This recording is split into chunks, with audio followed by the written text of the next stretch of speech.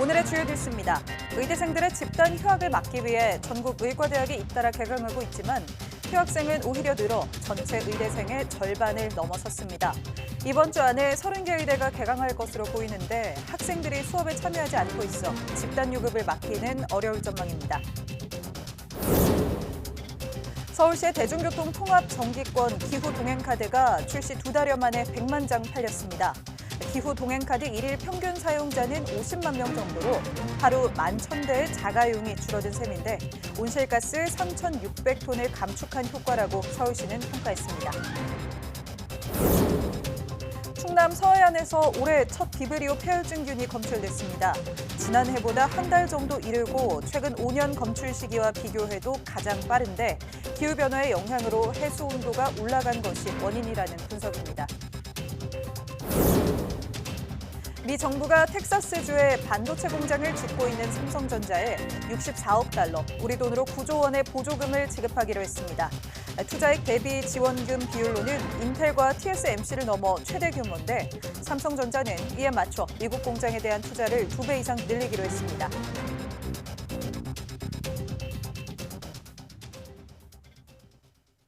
여러분 안녕하십니까? 사이언스 투데이 시작합니다. 의대생 집단 휴학을 막기 위해 의과대학들이 속속 개강하고 있지만 휴학계를 제출한 의대생은 오히려 계속해서 조금씩 늘고 있습니다.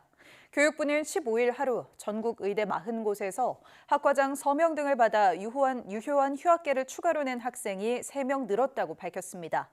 이로써 유효 휴학계를 제출한 의대생은 지금까지 모두 1,445명으로 전체 의대생의 55.6%로 늘었습니다. 교육부는 휴학계를 낸 의대생들이 형식 요건을 갖췄더라도 동맹휴학은 휴학 사유가 아니어서 허가해서는 안 된다는 입장으로 대학 측의 휴학 허가를 금지하고 있습니다. 교육당국은 전국 의과대학 40곳 가운데 이번 주 안에 30곳이 개강할 것으로 보고 있지만 학생들이 수업에 참여하지 않고 있어 집단 유급을 막기는 어렵다는 전망이 나오고 있습니다. 전국 보건의료산업노동조합은 정부가 총선 참패를 교훈 삼아 사회적 대화를 통해 의대 증원과 올바른 의료개혁을 추진하는 방향으로 국정기조를 바꿔야 한다고 주장했습니다. 보건의료노조는 성명을 통해 의사단체들을 굴복시키려는 강압적 태도로 의대 증원과 의료개혁을 밀어붙이려 한다면 국민의 지지와 동의를 받을 수 없다고 강조했습니다. 또 이번 총선 참패는 의대 증원에 찬성하지만 진료 거부 사태를 해결하지 못한 채 국민을 고통과 불안으로 내모는 강경 조치에 대한 준엄한 심판이었다고 지적했습니다. 지난해 4년 만에 전 세계를 강타한 엘니뇨가 서서히 약화하면서 초여름에는 소멸할 것으로 보입니다. 하지만 바로 라니냐가 시작될 것으로 보여 올해도 극단적인 기상이변이 속출할 것으로 보입니다. 김민경 기자의 보도입니다. 엘니뇨는 열대 동태평양의 해수면 온도가 평상시보다 높은 상태로 5개월 이상 지속되는 현상입니다. 지난해 5월, 엘니뇨가 지구촌을 강타하기 시작하면서 폭우와 폭염, 가뭄, 산불과 함께 농작물 가격 폭등이 이어졌습니다. 이른바 기후플레이션이라는 신조어까지 등장했습니다. 지난 1951년 이후에 발생한 24번의 엘니뇨 가운데 무려 5번째로 강했습니다. 엘니뇨는 올 봄부터 세력이 점차 약해져 초여름에는 중립 상태를 거칠 것으로 보이지만 곧바로 라니냐로 바뀔 가능성이 크다는 분석이 나왔습니다. 라니냐는 엘니뇨와 반대로 동태평양의 해수면 온도가 평소보다 낮은 상태로 지속되는 현상인데 엘니뇨와 라니냐의 기준이 되는 열대태평양 해수면 온도 감시구역의 수온이 6월에서 7월쯤 평년과 비슷해지고 이후에는 더 낮아진다는 겁니다.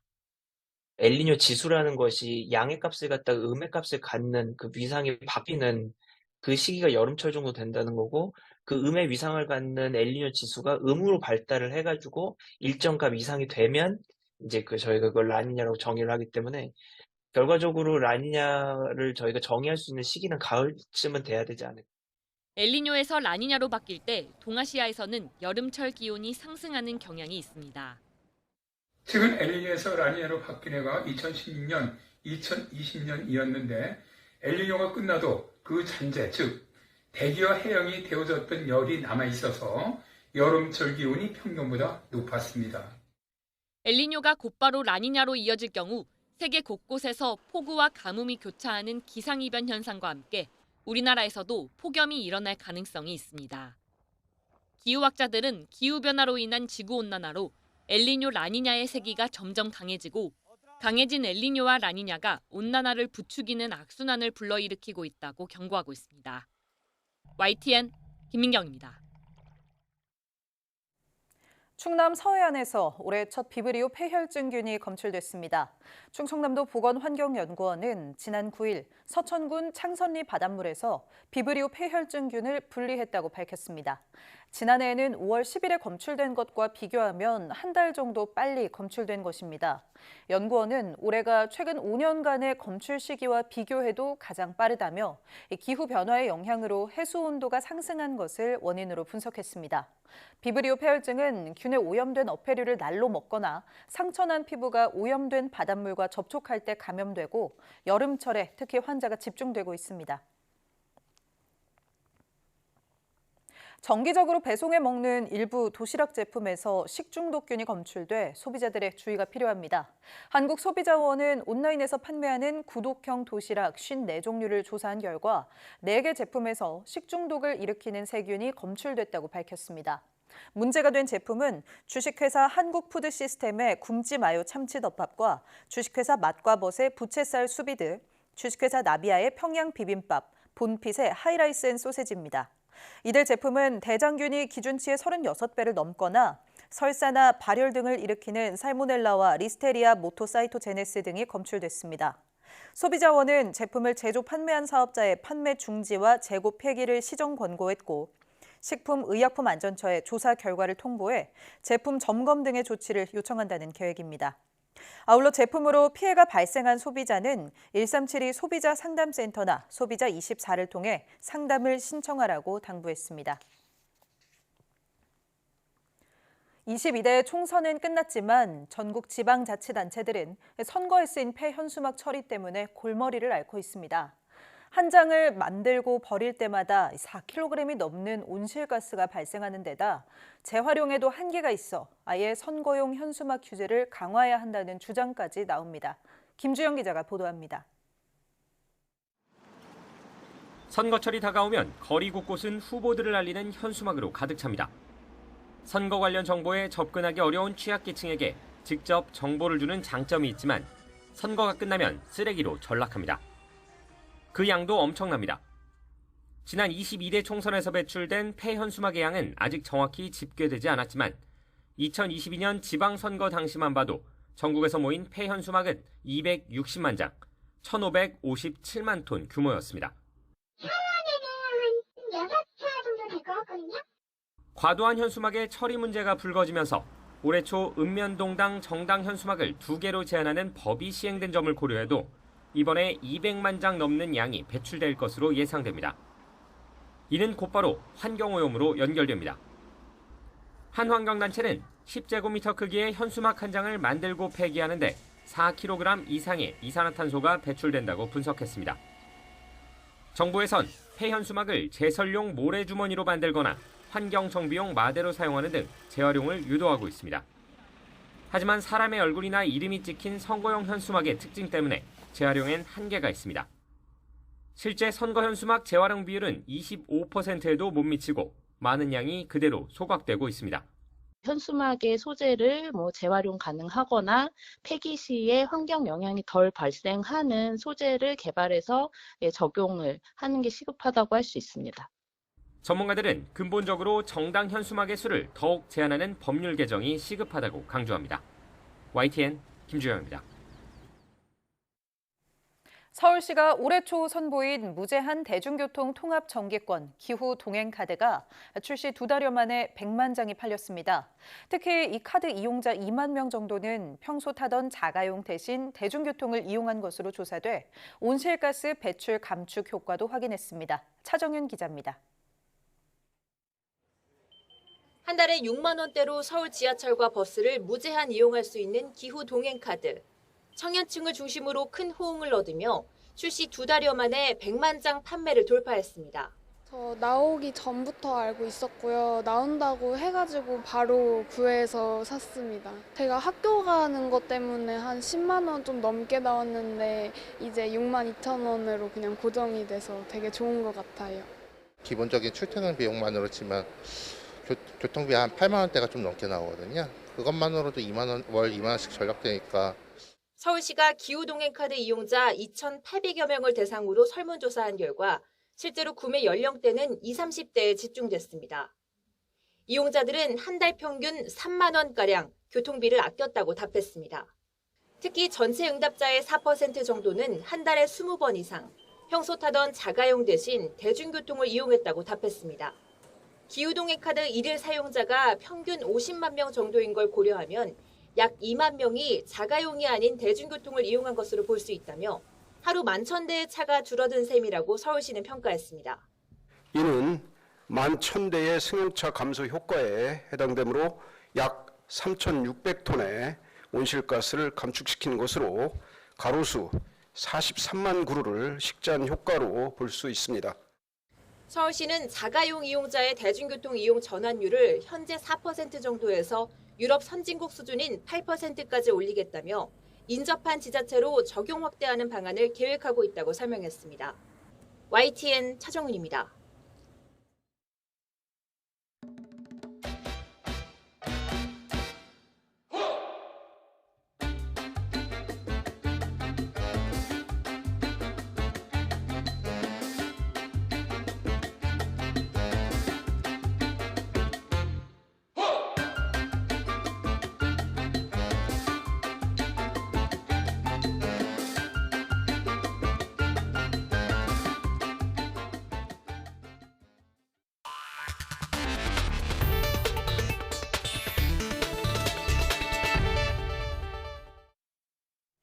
국내 연구진이 암 백신의 나노 기술을 접목해 맞춤형 암 치료가 가능한 차세대 항암제를 개발했습니다. 연세대 하상준 홍진기 교수팀은 인체 면역을 유도하는 수지상 세포에 금 나노 입자를 부착해 암세포 살상 기능을 높인 인공 나노 수지상 세포 암 백신을 개발했다고 밝혔습니다. 연구팀은 개발된 백신을 실험주에 투여했더니 암세포를 죽이는 T세포가 증가하고 T세포를 억제하는 세포는 감소해 암 치료에 효과가 있었다고 설명했습니다. 기존 유사한 암 백신은 체내에서 금방 사라져 한 번에 많은 양을 자주 투여해야 한다는 단점이 있었지만 개발한 암 백신은 한 달 이상 장기 보관이 가능하고 다양한 항원을 탑재할 수 있어 맞춤형 암 치료제로 활용할 수 있다고 연구팀은 덧붙였습니다. 국립중앙과학관이 국립문화재연구원, 경북대 자연사 박물관 등과 함께 전라남도 장흥군의 생물 다양성 연구를 위한 업무 협약을 체결했습니다. 장흥군은 천관산 도립공원과 천연기념물인 어산리 푸조나무 등 자연유산을 다수 가지고 있고 산림과 갯벌이 있어 생물 다양성이 높다고 평가됩니다. 이번 업무 협약으로 각 기관은 장흥군의 생물 다양성과 자연유산에 대한 조사 연구를 수행하고 생태계 보전 방안을 마련할 예정입니다. 연구 결과는 내년 4월 말 공개돼 세계 생물 다양성 정보기구에 등록됩니다. 다음 달 27일 개청을 앞둔 우주항공청의 간부급 임기제 공무원 채용 경쟁률이 11.7대 1로 나타났습니다. 우주항공청 설립추진단은 지난 4월 15일 접수가 마감된 본부장, 단장, 프로그램장 등 18개 직위에 212명이 지원했다고 밝혔습니다. 또 선임연구원 이하 외국인과 복수국적자에 대한 후보자 수요 조사에는 28명이 지원했습니다. 지난달 마감된 5, 6, 7급 일반 임기제 공무원 채용의 경쟁률은 16.14대 1이었습니다. 추진단은 이번 수요조사 지원자를 대상으로 서류와 면접 등의 절차를 추진할 예정입니다. 삼성전자가 미국 정부로부터 9조 원의 반도체 보조금을 지급받게 됐습니다. 규모로는 인텔과 TSMC에 이어 세 번째지만 투자액 대비 비율로는 최대 규모입니다. 워싱턴 권준기 특파원이 보도합니다. 삼성전자가 미국 텍사스 공장에 추가 투자 계획을 발표하는 자리. 미국 상무장관은 삼성의 대규모 투자가 바이든 대통령의 염원이었다고 말했습니다. And I remember getting out of the motorcade with the president. The president looked up at the facility. He said, "My God, this is amazing." he said, "This is exactly what we need in the United States of America." 하원 외교위원장이자 텍사스가 지역구인 맥콜 의원은 삼성의 이번 투자를 2차 대전 때 핵무기를 개발한 맨해튼 프로젝트에 비유했습니다. 반도체가 안보 전략의 핵심이라는 걸 강조한 겁니다. This is the epicenter of the technology revolution, the likes of which we have not seen since the Manhattan Project. Thank you. 삼성전자는 당초 170억 달러 투자 계획에서 2배 이상 늘린 450억 달러 투자를 결정했고 미국 상무부는 이에 맞춰 64억 달러, 우리 돈 9조 원 보조금 지급을 발표했습니다. 투자액과 지원금 규모로는 미국 인텔과 타이완 TSMC에 이어 세 번째지만 투자액 대비 지원금 비율로는 14%가 넘어 최대 규모입니다. 2나노급 첨단 반도체 생산 라인에 패키징과 연구개발까지 포함한 원스톱 반도체 기지 건설 계획이 미국 정부로부터 더 많은 지원금을 이끌어낸 것으로 분석됩니다. 바이든 대통령은 지원금 발표에 맞춰 성명을 내고 삼성의 시설이 세계에서 가장 강력한 반도체를 생산할 거라며 미국 안보에도 기여할 것으로 기대했습니다. 미국은 현재 동아시아가 70에서 80% 생산하는 첨단 반도체를 앞으로 미국에서 50%가 생산되도록 공급망을 재편하겠다는 구상입니다. 특히 삼성은 인텔, TSMC와 달리 미국 정부로부터 저금리 대출은 받지 않아 한국 국내 투자 여력도 충분하다는 걸 보여줬습니다. 워싱턴에서 YTN 권준규입니다. 해외 유명 온라인 쇼핑몰에서 수입이 금지된 유사총기류나 사제총기 부품으로 사용될 수 있는 물품들을 손쉽게 구할 수 있는 것으로 나타났습니다. 실험을 해봤더니 이런 총기들도 인명살상이 가능할 정도로 위협적이었는데요. 국정원이 국내 반입을 막기 위한 대책 마련에 나섰습니다. 김대근 기자가 보도합니다.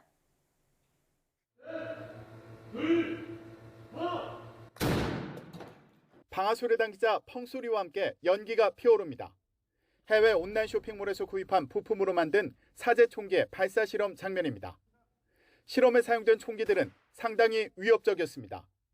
사람 피부와 유사한 젤라틴으로 만든 관역에 발사했더니 13cm를 관통할 정도였습니다. 인명살상 등 치명상을 입힐 수준이었습니다. 문제는 이렇게 사제총기의 부품으로 활용될 가능성이 있는 물품들을 해외 온라인 쇼핑몰에서 쉽게 구매할 수 있다는 겁니다. 또 법으로 수입이 금지된 화약식 타정총, 조류 퇴치용 총, 석궁 등도 제한 없이 구할 수 있는 것으로 나타났습니다. 의심받지 않고 해외 사이트에서 부품을 사다가 사제총기를 만들거나 세관의 눈을 피해 수입이 금지된 유사총기를 들여와 악용할 가능성이 우려됩니다. 사제 총기를 제작하는 것은 상당히 용이하게 됐습니다. 설계도도 있고 부품도 개별적인 것을 따로 구입해서 만들 수 있는 이러한 것이 여건이 되기 때문에 다중을 대상으로 한 테러라든가 다중을 대상으로 한 위협 행위를 할 가능성이 상당히 높아졌다. 국정원은 이 같은 점검 결과를 바탕으로 유관 기관과 함께 안전 위해 물품의 국내 반입을 차단하기 위한 추가 대책을 마련할 방침입니다. 또 대테러 센터와 협조해 테러 수단 안전 관리에 힘쓸 계획입니다. YTN 김대근입니다. 304명이 희생된 세월호 참사가 일어난 지 10년이 됐습니다. 10년 사이 우리 사회가 달라진 점은 뭐가 있을까요? 권준수 기자가 전합니다. 경기도 안산에 있는 4.16 생명안전공원 부지. 공원을 짓겠다고 한 곳이지만 허허 벌판입니다. 이 부지는 원래 세월호 10주기를 맞아 추모 공원을 완성시킬 예정이었지만 뒤늦게 올해 가을이 돼서야 첫 삽을 뜰 예정입니다. 늦어지는 추모공원 공사처럼 세월호 참사에 대한 진상규명은 10년째 크게 달라진 게 없습니다. 그동안 세 차례나 조사위원회가 꾸려졌지만 누구도 세월호가 왜 침몰했는지 속 시원히 얘기해준 사람은 없었습니다. 자식이 세상을 떠난 이유를 모르는 유가족에겐 마음속 응어리가 지워지지 않습니다. 왜 그 큰 배가 침몰한 거야? 라는 그 의문점에 지금도 가족들은 진짜 알고 싶다. 엄마 아빠들은 더 알고 싶다라는 그걸 위해서 지금까지 싸운 것 같아요. 앞만 보고. 세월호 구조 실패에 대해 책임을 진 사람도 출동을 나간 해경 정장 한 명뿐입니다. 특히 지휘부는 단 한 사람도 처벌받지 않았습니다. 적절한 지시를 내릴 수가 없는 상황이었기 때문에 죄가 없다는 개변 같은 판결을 그 어느 누가 수긍할 수 있으며 도대체 어떤 잘못을 저질러야 죄가 있다는 것입니까? 그러다 보니 유가족 단체는 시민들의 기억 속에서 아이들의 모습이 잊히는 게 두렵습니다. 제대로 된 진상규명과 책임자 처벌 없이는 비슷한 참사가 또 발생할 거라고 입을 모읍니다. 기억과 추모 그리고 이러한 재난 참사가 발생하지 않는 하나의 구심점 역할을 할 수 있는 게 저는 세월호 참사라고 생각을 합니다. 국민들이 이 세월호 참사에 대한 기억들을 되새기면서 그 한국 사회에 대한 안전을 항상 염두에 두는 사회적인 참사의 생존자와 피해자 모두를 지원하기 위해 마련된 특별 법안도 국회 문턱을 넘지 못했습니다.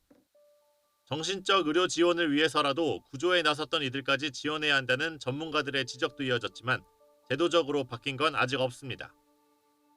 세월호 참사 이후에도 10년째 그 자리에 서 있다는 유가족들의 하소연이 나오는 이유입니다. YTN 권준수입니다. 세월호 참사로 희생된 학생들의 교실을 그대로 복원한 곳, 기억교실에는 10주기를 맞아 추모객의 발길도 늘었습니다.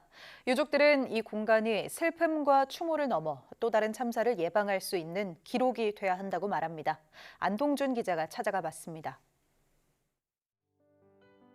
아무도 없는 빈 교실.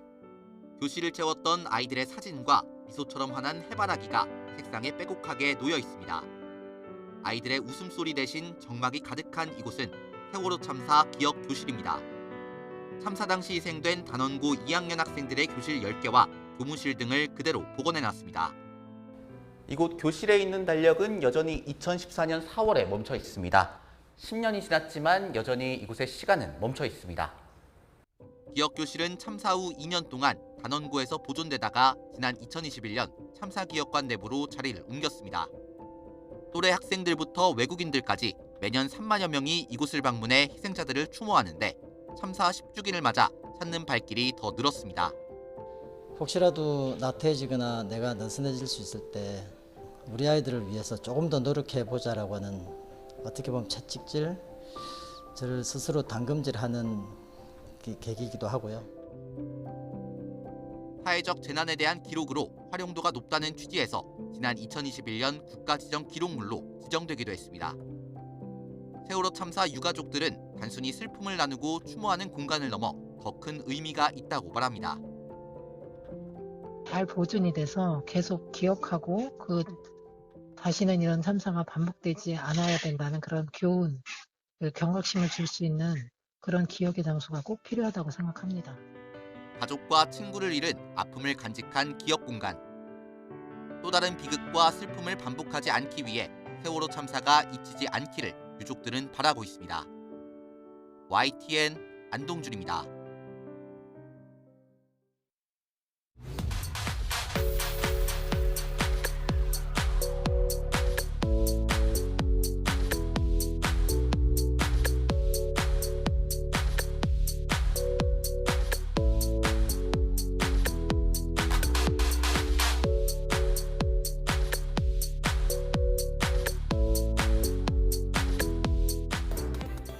세월호 참사가 올해로 10주기를 맞았습니다. 수많은 국민이 여전히 그날의 아픔을 기억하고 있는데요. 지난 10년 동안 해양 선박과 안전관리 등에 관한 법과 정책들은 대폭 개선됐고 재난 방지를 위한 과학기술도 많은 발전을 이뤘습니다.